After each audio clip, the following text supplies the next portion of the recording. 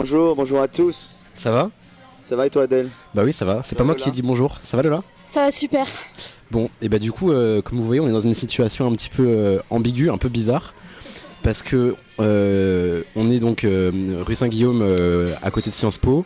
Et on a passé des heures depuis ce matin dans la mobilisation pour la Palestine. Et il se trouve qu'on a voulu aller chercher un café et utiliser les toilettes. Mauvais timing. Et mauvais timing, à ce moment-là, les CRS sont arrivés, ont fait une ligne qui a fermé et on pouvait plus rentrer à l'intérieur. Et donc maintenant, les gens qui sont à l'intérieur de la rue sont nassés complètement. Donc voilà, mais du coup c'est l'occasion de profiter pour parler un petit peu de ce qui se passe en ce moment à Sciences Po depuis, je crois que c'est hier qu'il y a eu un regain de la mobilisation palestine. Avant-hier. Avant-hier? Est-ce que tu peux nous résumer un petit peu? Il n'y a pas vraiment eu de regain, les actions elles sont en place depuis octobre. Je sais pas si on peut dire qu'il y a vraiment eu une intensification parce que c'est simplement que juste la fin de l'année arrive et que du coup le comité Palestine a voulu faire des actions un peu plus choc tout en restant bien sûr pacifique.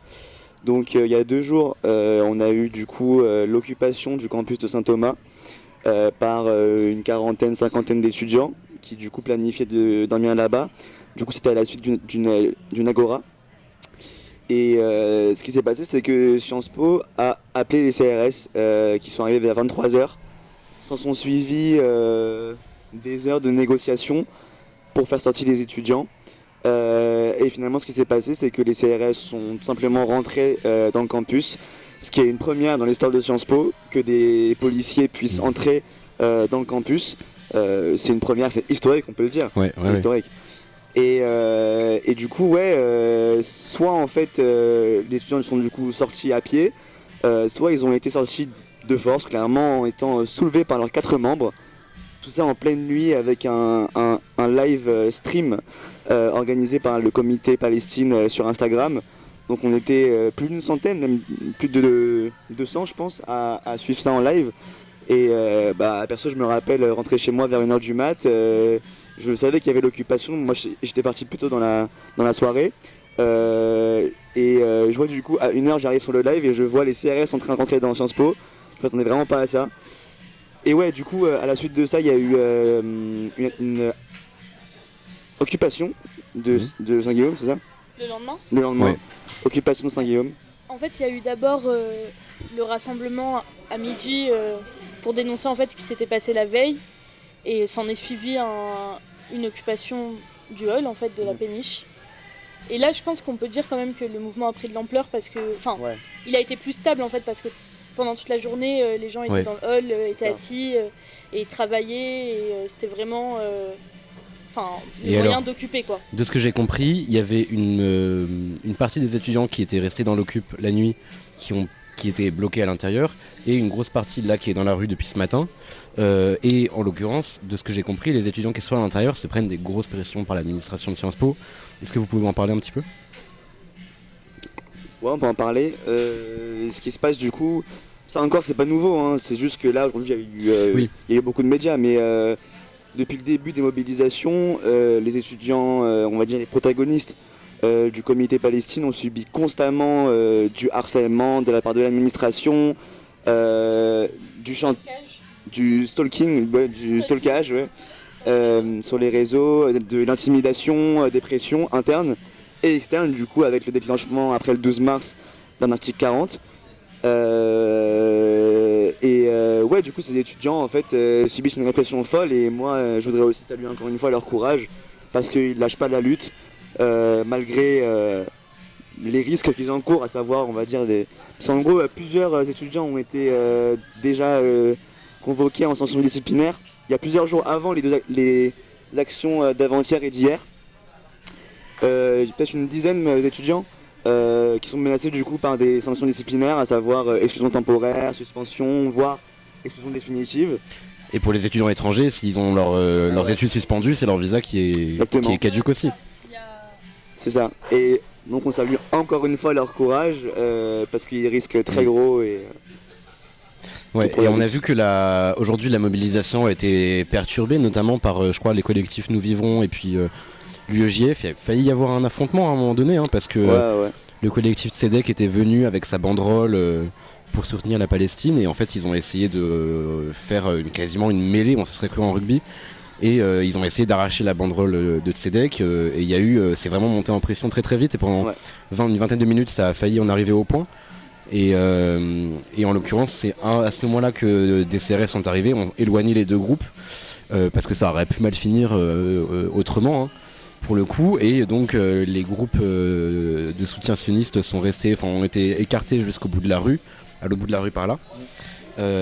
Et donc ça s'est un tout petit peu calmé à ce niveau-là, et l'enthousiasme a repris. Mais à ce moment-là, du coup, on était quand même encerclés par les policiers, c'est-à-dire qu'il y avait des deux côtés, il y avait des lignes de CRS, et c'était pas vraiment une nasse du coup à ce moment-là, parce qu'on peut encore entrer et sortir. Bon, après on savait aussi qu'il y avait des fachos qui rôdaient dans le quartier, donc c'était pas non plus the place to be à ce moment-là. Et du coup la mobilisation a continué, et vers 18h30, 19... Quelle heure il est ? Vers 18h, il y a une vraie nasse qui a été mise en place. Et là du coup ce qui se passe, c'est que les étudiants qui étaient mobilisés sont bloqués dans la nasse du coup. Ils peuvent pas sortir, il n'y a que des gens avec carte de presse, je crois, qui sont sortis. Ouais. Et on parle encore de centaines d'étudiants qui sont dans la nasse, quoi. Ouais, il y a vraiment beaucoup de monde dedans, c'est beaucoup de monde c'est quand même une rue fine. Hein. Il y a beaucoup d'étudiants, j'ai vu des syndicalistes, il y a Anas Kazib, j'ai vu des députés, il y a Thomas Porte qui est à l'intérieur aussi. Donc c'est vrai qu'aussi qu'aujourd'hui la mobilisation elle a recueilli des soutiens extérieurs. Il n'y a pas que des étudiants Sciences Po, et c'était utile d'avoir notamment Rima Hassan qui est venu, qui est resté bien 3-4 heures. Il y a eu des prises de parole de Manas Nadel aussi pour le syndicat étudiant, lycéen pardon. Il y a le collectif Tzedek qui a pris la parole évidemment aussi. Une fanfare qui a joué de la musique pour motiver les troupes. Il y avait un immense drapeau palestinien qui était très beau, qui était assez émouvant à ce moment-là. Ouais, de ouf. De façon générale. Et là, j'ai l'impression ils sont prêts d'évacuer. Enfin, ils n'arrêtent pas de dire qu'ils vont bientôt évacuer. Après, on n'a pas vraiment de visibilité là sur ce qui se passe. On a vu des LBD dans les mains des flics. Donc voilà.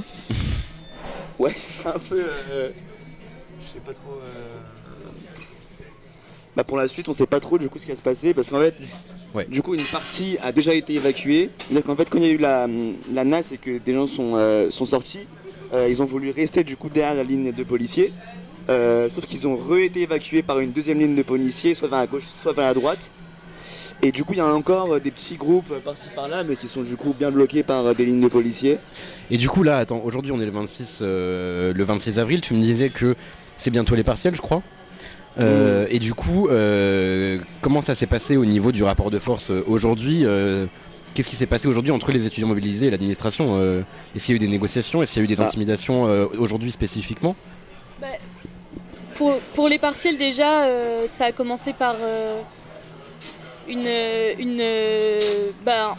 on peut dire une négociation, mais c'est plutôt un chantage en fait, où après des négociations avec l'administration, on a eu le message que soit on évacuait le 27 rue Saint-Guillaume, les gens qui sont restés à l'intérieur pour dormir, soit le campus fermé et nos partiels étaient reportés à juin. Alors qu'il doit avoir lieu en théorie début mai. Oui, début mai. Alors qu'il commence la semaine prochaine en fait. Ouais. Et ça change quoi que ce soit reporté à juin? C'est parce que ça fait chier tout le monde et qu'ils essaient de vous faire blâmer pour ça? En vrai, j'ai demandé à plusieurs personnes quand on a eu ça, et bon, la plupart des réponses c'est qu'ils le fassent. En fait, c'est très secondaire en fait quand il y a une telle lutte. Qu'on ait nos partiels en juin, franchement, peu nous importe. Je pense. Ouais. Mais est-ce que c'est pas aussi pour, au sein des étudiants de Sciences Po, cliver entre ceux qui de toute façon se mobilisent pas et qui entre guillemets juste envie de passer leur partiel, pour qui eux vous le reprochent ensuite en disant vous voyez que vous nous empêchez d'étudier, etc. C'est un truc qui arrive dans tous les mouvements étudiants globalement, où la majorité, une petite majorité silencieuse qui veut bosser se fait instrumentaliser par souvent les administrations pour mater le mouvement social en disant vous voyez bien que vous êtes minoritaire, que vous n'êtes pas d'accord entre vous et qu'il faut arrêter. Mais là, j'ai pas l'impression j'ai pas entendu beaucoup de gens se plaindre éventuellement quoi. Ouais, vas-y. Parce qu'en fait, ils sont pas venus, donc comme tu as dit, en fait, c'est des gens qui se mobilisent pas de base. En fait, c'est la partie relativement peu, si pas être politisés, mais bon, ils sont très très mous, quoi. Donc il n'y a pas vraiment de raison de se mobiliser. Ils sont plutôt satisfaits, je pense, avec l'ordre établi. Donc ouais, après, sur les groupes de promo, ça a été un sujet, mais enfin, encore une fois, c'est tellement secondaire. Enfin, on s'en fout, quoi. Je veux dire, surtout que, juste, ils disent qu'ils peuvent pas étudier, alors que quand même, Sciences Po a 4 campus, quoi. Ça veut dire qu'à 100 mètres, il y a Saint-Thomas qui a été ouvert. Qui est vraiment plus grand et qui peut accueillir la minorité de personnes qui là sont on est pas là là. parce qu'il y a plusieurs campus dans Paris, mais on est là parce que c'est le campus historique. Voilà, c'est ça. Et que c'est celui, je crois, où il y a peut-être encore les bureaux de l'administration, etc. C'est ça, Donc c'est que voilà, mais c'est vrai qu'autrement, s'il fallait vraiment une urgence à donner des cours parce que c'est une question de vie ou de mort, j'en doute, mais ce serait faisable, quoi. C'est pas voilà. Vous liez ce qui s'est passé avec vous, avec les autres menaces d'apologie du terrorisme, etc. Est-ce que vous comprenez dans la lutte ? Ouais, en fait, moi ce que je comprends de ce qui se passe, c'est une prise en main de Sciences Po par le gouvernement, qui du coup a des principes qui sont très très fermes. En l'occurrence, je précise juste pour ça, c'est que depuis le 12 mars, le gouvernement a nommé un administrateur temporaire pour Sciences Po qui donc relaye directement la direction gouvernementale, ce qui n'était pas le cas avant. Tout ça, on en revient aussi à la fameuse visite de Gabriel Attal le 12 mars, c'est-à-dire qu'il est venu mettre un coup de pression carrément à l'administration. Et bon, ça encore une fois, on peut le dénoncer comme de l'ingérence gouvernementale, etc. Menace pour les libertés académiques, ça c'est une évidence. Mais oui, du coup, moi je le lis clairement à la censure populaire qui a eu lieu pour les conférences de Jean-Luc Mélenchon, de Rima Hassan, et en général du traitement fait à la France Insoumise, qui est le seul parti qui a pris position fermement contre le génocide en Palestine, en premier, etc. Et ouais, tout ça rentre dans ce même processus en fait de délégitimation, d'intimidation, de répression. Enfin, c'est quand même un schéma assez classique en fait dans les luttes. Bien sûr. Donc, et au passage, c'est vrai qu'on parle de Sciences Po pour la France en l'occurrence, mais c'est pas qu'en France que ça se passe. On sait que notamment en Amérique du Nord, il y a beaucoup d'universités qui font face à la même répression du mouvement pro-palestinien. Et je sais que depuis 2-3 jours, il y a eu justement, il y a eu des occupations de campus dans des facs américaines, je sais plus exactement lesquelles, mais on avait vu Harvard, les plus grandes, quoi. Voilà, c'est ça. Et on a vu les gens se faire jeter par la police très fermement. Et il y a aussi, à mon avis, cette pression-là de la part du pouvoir qui a peur qu'il y ait un mouvement dans les villes occidentales, un mouvement étudiant international qui prenne de l'ampleur. Bah, je pense qu'ils savent à quel point le mouvement étudiant peut avoir une influence sur l'opinion publique et donc sur l'instauration d'un rapport de force avec le gouvernement. C'est-à-dire que l'action du comité Palestine, par ses revendications, elle a pour objectif d'instaurer un rapport de force avec Sciences Po évidemment, mais aussi avec le gouvernement en fait, parce que le seul moyen que le gouvernement change de comportement vis-à-vis d'Israël, c'est que ils aient une forme d'intérêt en fait à le faire. Et pour l'instant, ils n'en ont pas. Donc le seul moyen qu'ils en aient un, c'est de faire pression, de mettre la lumière sur l'incohérence de leurs actions. Et ouais, voilà. Bah écoute, moi je pense qu'on est bon. Hein. Ouais, je pense aussi. Merci à vous.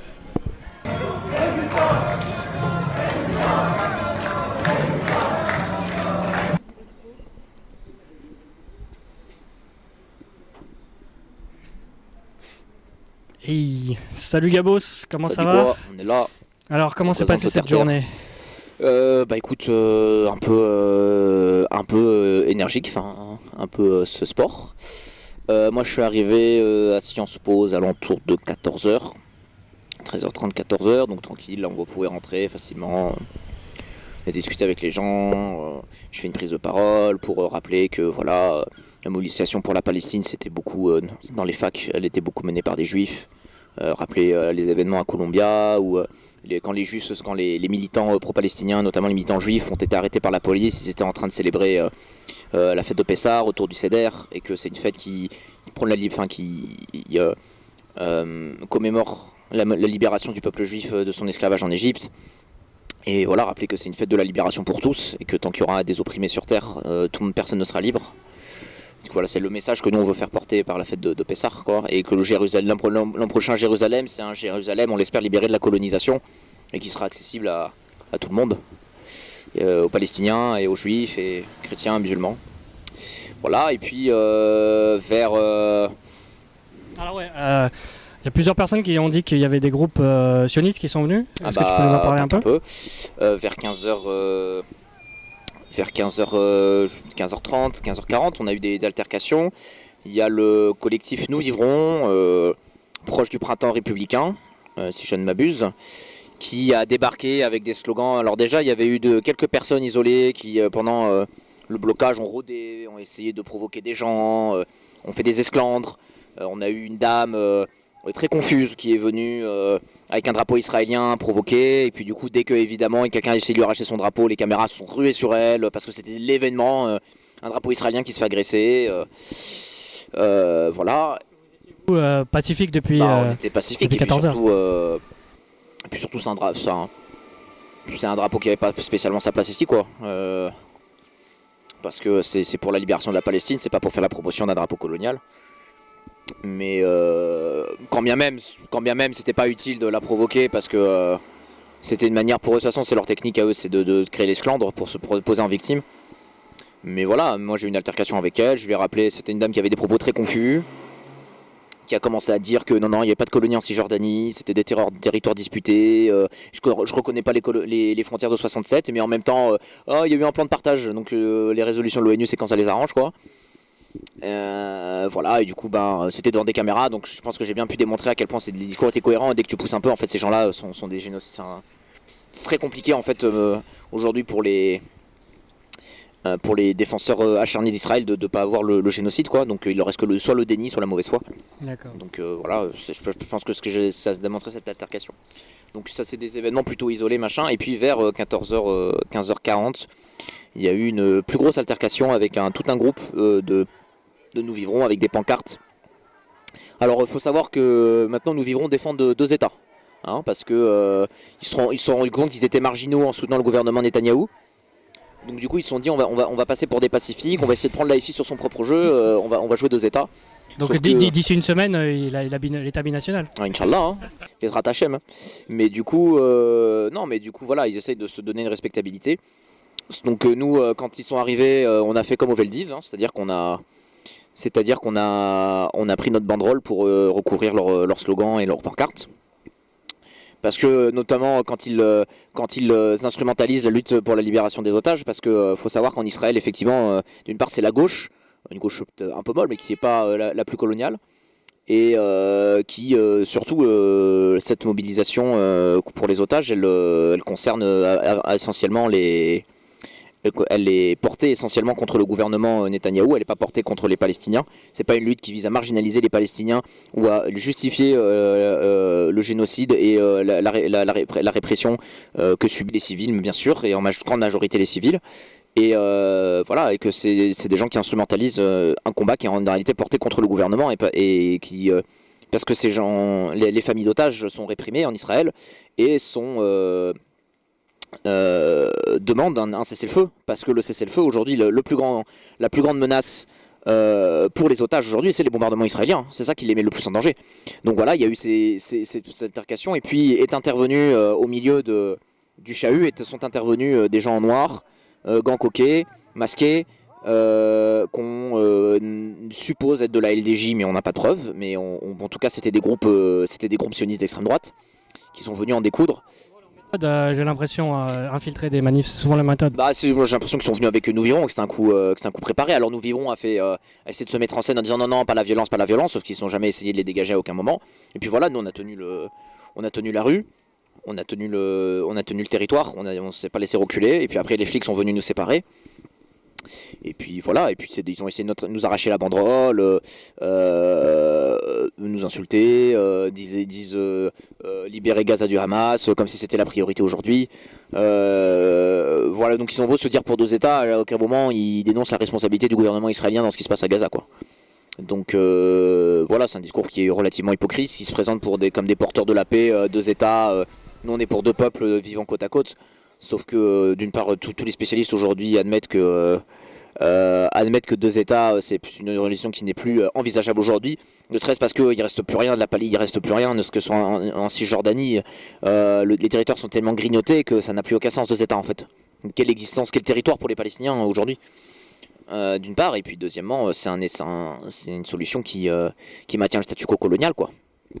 Parce que c'est une solution qui remet pas en question l'apartheid pour les citoyens arabes israéliens, pour les Palestiniens, les Palestiniens d'Israël. Ça remet pas en cause l'apartheid pour les travailleurs palestiniens qui sont obligés d'aller en Israël pour travailler, qui sont obligés de prendre des bus différents parce que les Israéliens refusent de monter dans les mêmes bus que les Palestiniens. Ça, c'est pas remis en cause, quoi. Donc c'est pas une solution satisfaisante, quand bien même quand bien même ce serait véritablement leur position, parce que moi je pense que c'est une position de posture, que c'est des gens qui sont hypocrites.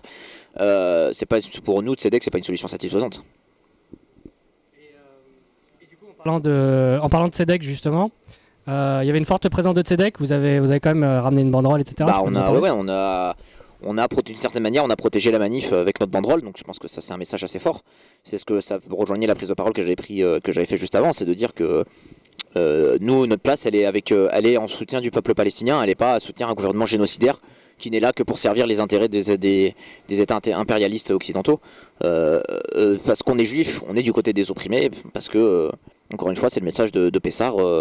Nous avons vécu l'oppression en Égypte, et tant qu'il y aura des peuples opprimés, nous ne serons pas libres. Une petite conclusion de cette journée, qu'est-ce que tu penses que ça va créer maintenant ? Écoute, alors pour finir, après, du coup, les flics sont arrivés. La direction de Sciences Po a donné l'ordre au CRS de rentrer dans la fac. Les CRS en AC nous ont fait sortir au compte-gouttes, ce qui était très rigolo parce qu'on a eu toute une séquence où ils nous disaient, où ils ont fait leur sommation. On vous demande de partir, sinon vous serez interpellé, mais on pouvait pas partir parce que de l'autre côté ils nous bloquaient. Donc peut-être qu'après que les logiques du maintien de l'ordre m'échappent, c'est possible, mais ça avait l'air contradictoire comme ça. Donc du coup voilà, on a attendu qu'ils nous exfiltrent, quoi. J'espère qu'après, là, à l'heure actuelle, je sais pas si c'est passé pour les camarades qui sont restés. J'espère que les interprétations n'ont pas été trop violentes, et je renvoie mon soutien. Mais bilan, moi j'espère que ça va redonner un souffle à la mobilisation pour la Palestine qui a un peu descendu en intensité ces dernières semaines. Parce que voilà, la ritualisation des manifs, ça lasse les gens, et du coup ça permet pas un mouvement sur la longue durée. Mais là j'espère que le mouvement étudiant qui a été initié aux États-Unis dans les facs et qui se poursuit en France va permettre, et j'espère que Sciences Po va servir de rampe de lancement pour toutes les facs, continuer à bloquer, continuer à exprimer le soutien pour la Palestine, à ne pas faire comme si c'était normal de passer des partiels alors que des gens sont génocidés à 4000 km d'ici. Voilà, moi j'espère que ça va donner des idées et que les gens vont continuer à se mobiliser et que les étudiants vont prendre la relève du mouvement et s'impliquer et redonner un souffle au mouvement, quoi. Ok, merci Gabos pour ce bilan de la journée. Merci à toi.